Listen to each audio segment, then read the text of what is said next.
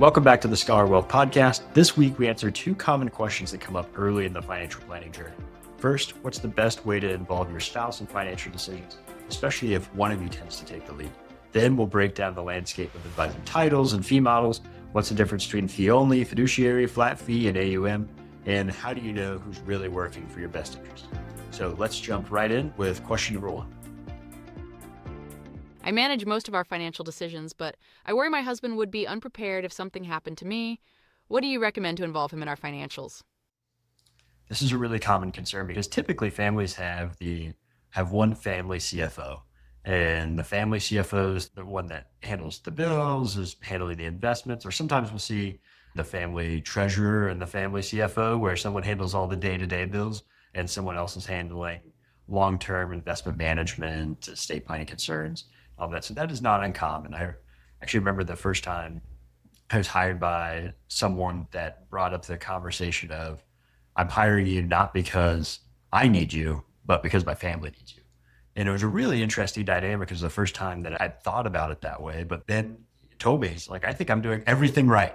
And at first I thought he was just being maybe a little overconfident in his financial, but the reality was he was doing really well. He had planned well for their family. They were in all the right things. And he was very clear that the reason I was being hired as their advisor was not for the advice aspect as much as it was a hedge against if something happened to him. And that happens to be the case a lot of times for us, as we're a hedge against uncertainty. And the goal of that is really to come together with a plan that at least everyone knows where is everything, how does it all work, and who should you call if something happens. So the problem you have, and it sounds like the issue that you're looking at now, is if something happens to you, your husband doesn't know how to get into the bank accounts, or doesn't know where the money's at, or doesn't know who the broker is, or who to call, or where to even begin with getting cash for the next month. And that is extremely stressful. And unfortunately, that's a stressful time already, because something happens to you and there's already a lot of things that are going on in his mind. So now you compound that with, I don't know how to pay the bills next week, or I don't know how to make a withdrawal from an account. It is a horrible situation. So the fact that you're worried about it is not uncommon. That's a really common concern. And I think a lot of times that concern gets pushed to the long-term concern of, if I die, what happens for my family? Who do they call? How do they handle their finances? But a lot of times, honestly, it's the short-term emergencies that become just as bad, where someone can't make financial decisions in the short term. And then if that's the case, what do they do with the portfolio? And unfortunately, this can happen a lot sooner in life than death on average. So that becomes more of a immediate concern of knowing where it is. So we want to make sure that plans are there together. What I've always recommended when working with clients on this is, even if somebody's doing the lion's share of the prep, they're the ones going through and pulling together the investments, pulling together statements, making all the contributions in the IRAs for the year and all of these, that's completely fine. But the other person, the other spouse that's not the CFO, should at least be there for the final result. What I mean by that is that can manifest itself in a way of having a plan delivered by a financial advisor. So if you're meeting with your financial advisor, everyone should be in that meeting.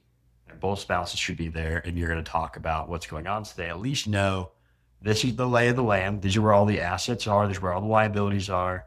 This is the name of the accounts. Then this is how it all works together. We're saving X amount per year. We plan to spend X at retirement. We plan to retire at this date. The number of people have no idea when the family CFO has planned for retirement, or how much they save, or how much they're going to spend, is unreal. But it makes perfect sense. Everyone gets busy. You're doing different things. So pulling that together. Another way is, if you don't have an advisor, I've even seen just family meetings internally, where actually I talked to somebody one time who goes on a retreat with their spouse. They both go away one weekend, and it's a financial retreat. They go away, they pick a nice place, they go, and that is their job that weekend, is to go through and look at, how much did they spend last year? What are they planning to spend the next year? What do their investments look like? Overall investment performance.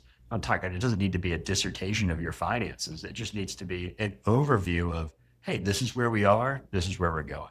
And what that does is it really starts to take a step back and say, a strong financial plan isn't just about performance did well, so we're good.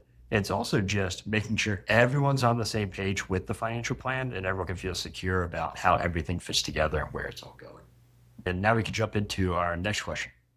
I'm searching for an advisor, but it feels like you need a glossary to understand all the different models: flat fee, fiduciary, RIA, fee only, AUM. Can you break down what these mean for those of us trying to find advice? Yeah, we have to be careful. This is definitely a topic that I could probably go on for a very long time on, mostly because it's a really frustrating topic in the sense that financial advisor is not a protected term.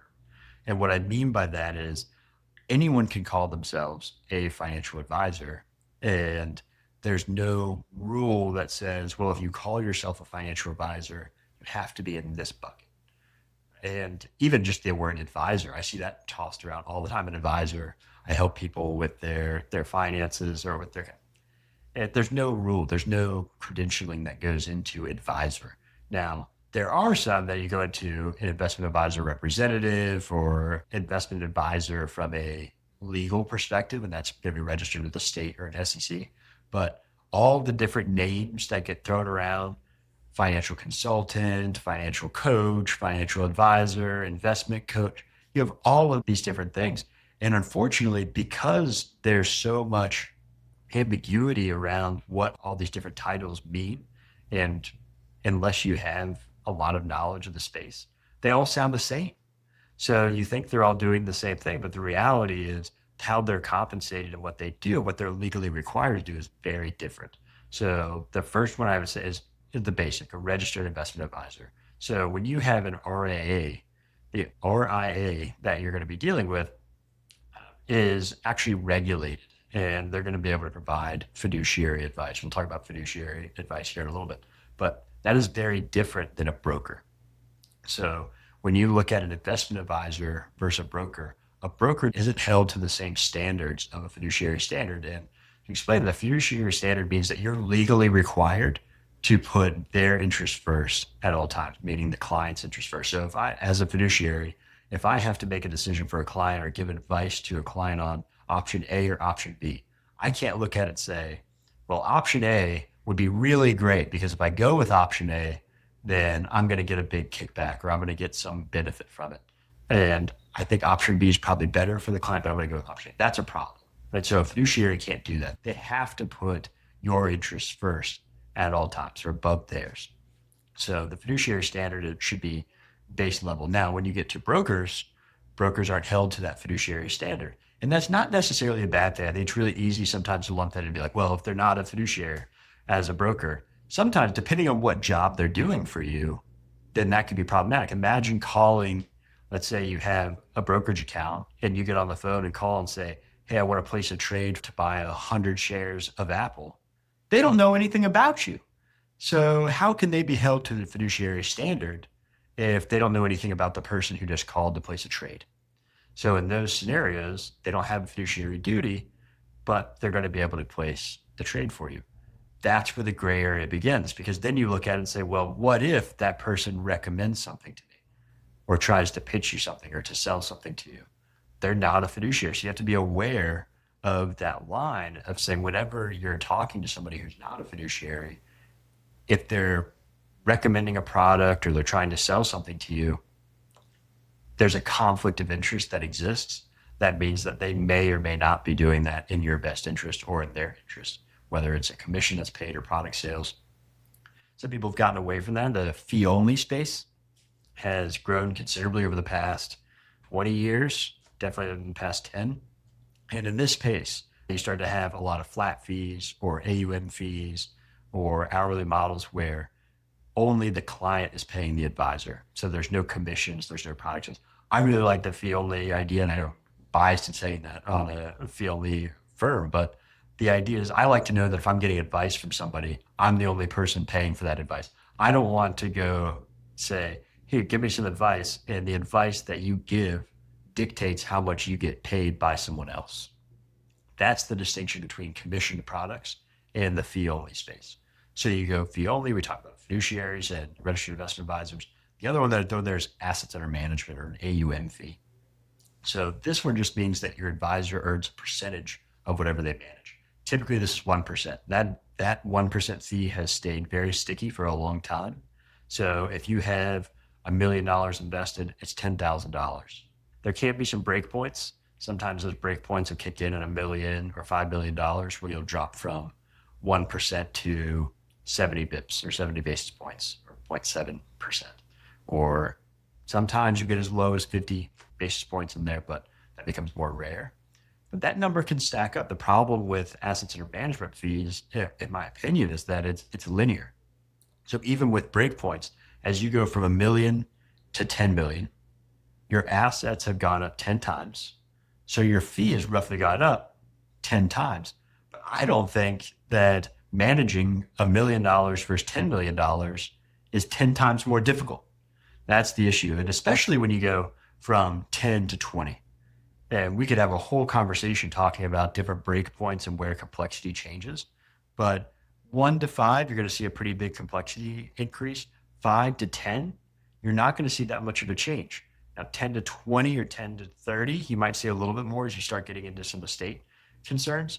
But going from $10,000 to manage $1 million to $100,000 a year to manage $10 million to go to $300,000 a year to manage 30. I mean, even in that scenario, even if you had a break point at 50 bips, which would be a crazy discount, you'd still be spending $150,000 management on those AUM fees. And that's a struggle right now for a lot of advisors, and I'd say the advisory industry as a whole, of how do you handle the scaling up of asset under management fee because of that linear relationship.